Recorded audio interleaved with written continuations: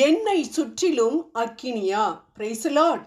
அப்படியே எது நிகழ்ந்தாலும் நாங்கள் வழிபடுகின்ற எங்கள் கடவுள் எரிகின்ற தீச்சூளை நின்று எங்களை மீட்க வல்லவர். தானியேல் 3:17. என்ன வல்லமையான வார்த்தைகள்! சாத்ராக், மேஷாக், ஆபேத்நேகோ என்ற இந்த 3 எபிரேய வாலிபர்களின் வாழ்க்கையில் நடந்த சம்பவம் ஆண்டவர் மேல் அவர்கள் வைத்திருந்த அசைக்க முடியாத நம்பிக்கையை காட்டக்கூடிய அற்புதமான சம்பவம். பாபிலோன் மாகாண மக்கள் அனைவரும் அவர்கள் மன்னன் நேபுகாத் நேச்சாரின் கட்டளைப்படி அவர் நிறுவிய பொற்சிலையை வணங்கிய பொழுது இந்த 3 வாலிபர்கள் மட்டும் அதற்கு அடிபணியாமல் நின்றார்களே. அடிபணியாவிட்டால் எரிகின்ற அக்கினி சூளையில் தூக்கி போடப்படுவோம் என்று தெரிந்திருந்தும் அவர்களின் தைரியம் எங்கிருந்து வந்தது?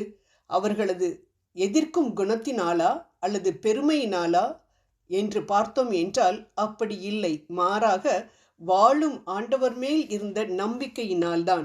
அவர்களுக்கு தங்கள் உயிர் போய்விடும் என்ற நிலையில் இருந்தாலும் அதை பற்றி அவர்கள் கவலைப்படவில்லை. ஏனென்றால் தாங்கள் வணங்கும் கடவுளை பற்றி நன்கு அறிந்திருந்தார்கள்.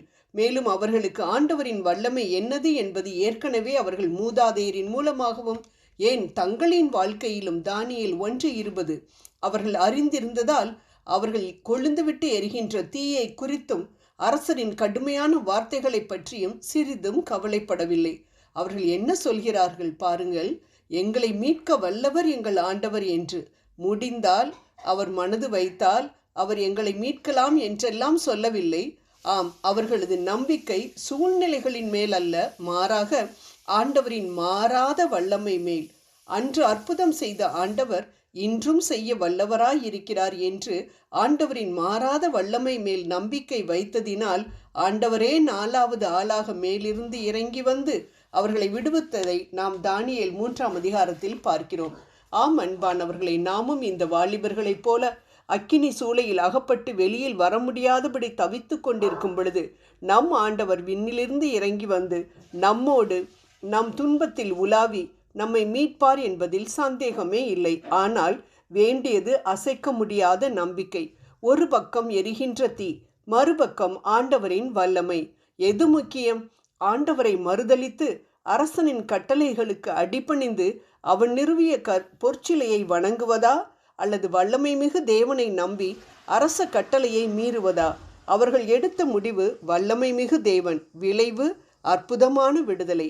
இதேபோல் நாமும் நம் துன்ப சூளையில் தவிக்கும் பொழுது சுற்றிலும் கொடுமைப்படுத்தும் கணவனோ மனைவியோ, தொல்லை தரும் பிள்ளைகளோ, அதிகாரிகளோ, வியாதியோ, வேதனையோ, எப்படிப்பட்ட தீயாக இருந்தாலும் இத்தீ என்னை ஒன்றும் செய்ய முடியாது, என்னை விடுவிக்க என் ஆண்டவர் நிச்சயம் வருவார் என்று மட்டும் நம்பினால் போதும், நிச்சயம் விடுதலை கிடைக்கும். அப்படியே கிடைக்காமல் போனாலும், தீயிலே இங்கு எரிந்து கொண்டிருந்தாலும் விலையேறப்பட்ட நம் விசுவாசம் பொன்னை போல சோதிக்கப்பட்டு புடமிடப்பட்டு விண்ணுலகில் வைரங்களாக நாம் ஜொலிப்போம். அன்பானவர்களே, தீச்சூளையில் கிடந்தாலும் அத்தீ நம்மை பற்றி கொள்ளாமல் ஆண்டவர் பொறுமையை கொடுத்து நம்மை வழிநடத்துவார் என்பதுதான் விவிலிய உண்மை.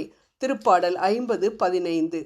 வணங்கு அல்லது கருகு என்று இந்த வாலிபர்களுக்கு கொடுக்கப்பட்ட சவால் போல் நமக்கும் எத்தனையோ சவால்கள். உலகமா ஆண்டவரா என்று. இந்த வாலிபர்களைப் போல ஆண்டவர்தான் எனக்கு வேண்டும், சிலை வழிபாடான பணமோ சிற்றின்பங்களோ அதிகாரமோ உலகத்தை அனுசரித்தலோ எதுவும் வேண்டாம் என்று நாம் உறுதியாக நிற்கும் பொழுது நம் ஆண்டவர் நம்மை காப்பாற்றுவதில் உறுதியாக இருப்பார் என்பதுதான் நிச்சயம். தலைமுடி கூட கருகாமல் இருந்த இந்த வாலிபர்களை சூளையிலிருந்து தீச்சூளையிலிருந்து வெளியில் வர வைத்த ஆண்டவர் நமது ஆண்டவர், பெரிய ஆண்டவர். எவ்வாறு ஒரு பெரிய நாட்டையே ஆண்டவரின் பாதத்தினடியில் இதன் மூலமாக கொண்டு வந்தாரோ அதேபோல் நமது துன்பங்களில் நாமும் அசைக்க முடியாத விசுவாசத்துடன் வெற்றி பெறும் பொழுது மற்றவர்களுக்கு முன்பாக அது ஒரு பெரிய சாட்சியாக விளங்கும் என்பதில் சந்தேகமே இல்லை. ஜெபம் செய்வோம். பயப்படாதே, நான் உன்னுடன் இருக்கிறேன் என்ற எங்கள் அன்பு தெய்வமே, எத்தனை துன்பங்கள் வந்தாலும் உம்மை மறுதலிக்காமல் நாங்கள் நிற்க எங்களுக்கு கிருபை புரியும். ஆமேன்.